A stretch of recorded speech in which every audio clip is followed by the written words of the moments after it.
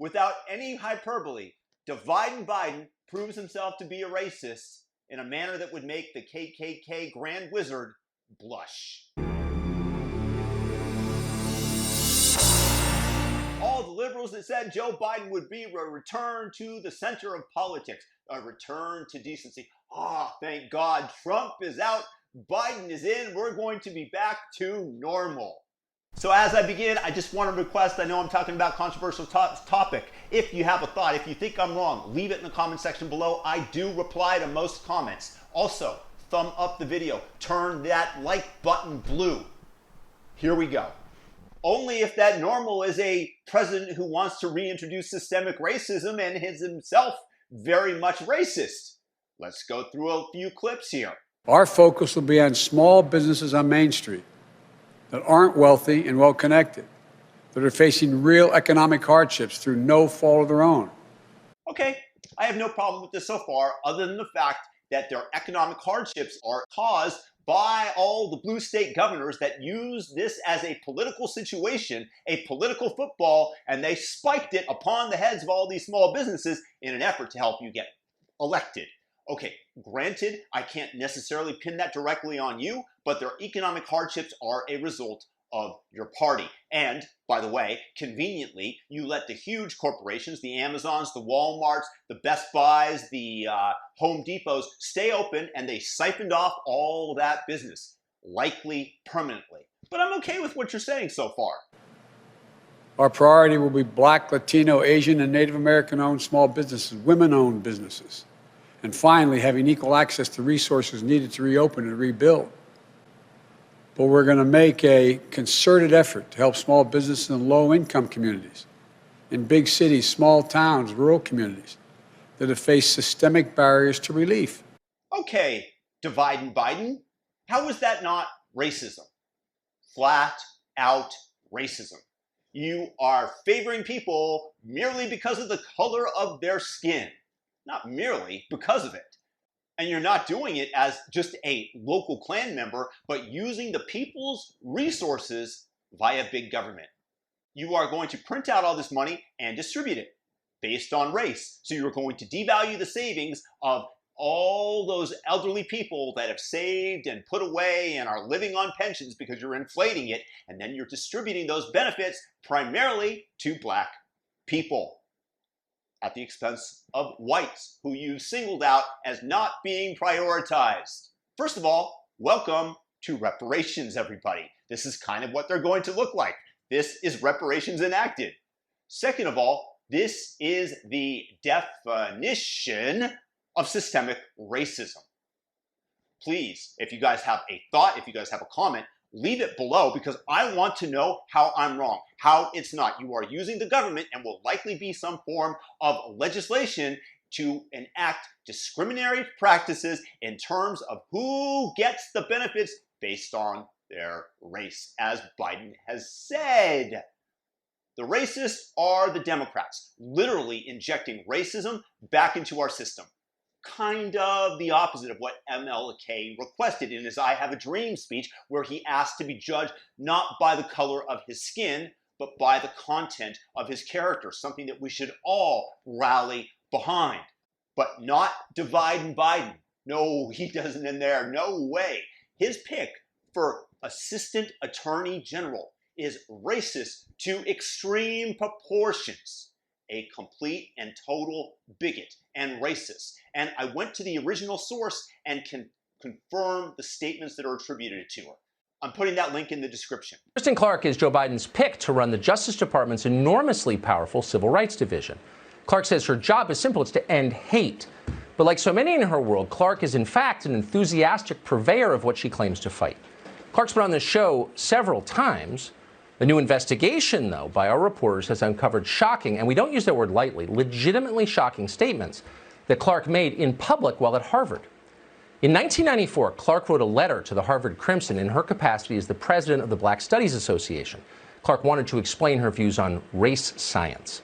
Quote, "Please use the following theories and observations to assist you in your search for truth regarding the genetic differences between blacks and whites." End quotes. You know it's going to be interesting. And it was. Quote, One, Dr. Richard King reveals that at the core of the human brain is the locus coeruleus, which is a structure that is black because it contains large amounts of neuromelanin, which is essential for its operation. Two, black infants sit, crawl, and walk sooner than whites. Three, Carol Barnes notes that human mental processes are controlled by melanin, that same chemical which gives blacks their superior physical and mental abilities. Four, some scientists have revealed that most whites are unable to produce melanin because their pineal glands are often calcified or non-functioning. Pineal calcification rates with Africans are 5 to 15%, Asians 15 to 25%, and Europeans 60 to 80%. This is the chemical basis for the cultural differences between blacks and whites. And five, melanin endows blacks with greater mental, physical, and spiritual abilities, something which cannot be measured based on Eurocentric standards. End quote. Melanin endows blacks with greater mental, physical, and spiritual abilities, something which cannot be measured based on Eurocentric standards. Yes, I do believe that if a grand dragon of the KKK were to say such a thing while reversing the races, even as an avowed racist, he would blush in shame. I'm not sure Adolf would go so far in proclaiming Aryan supremacy and the reasons why, all the reasons that this woman listed. Any single white person in modern day America who would have stated this, even in the past, the left would have dug it up, canceled them, rightfully declared them a racist and a demon. But the shoe is on the other foot, and it is perfectly acceptable to be a black supremacist, as Kristen Clarke, Biden's pick, Biden's pick for Assistant Attorney General, clearly is. Let me be clear. I would decry any white person who stated anything close to the extent of what Kristen Clarke has stated. Yet she is being elevated to the second leading law enforcement position in our great United States of America. To boot, according to Alan Dershowitz, the greatly esteemed left-leaning Harvard law professor, she is also a raving anti-Semite who applauds many people who engage in such rhetoric. And he has called for Biden to exit this pick as Assistant Attorney General. So, in the modern day United States, we have racial supremacists at the helm of the law enforcement community. Could this possibly end well for anybody? Likely not. I'm going to tell you, make a prediction on how it ends. Horribly. So if you had any impression that Biden was a return to the center and decency, I'm actually sad to say that you appear to be absolutely incorrect. You see, I root for the President of the United States of America, no matter who he is, no matter whether I like him or not.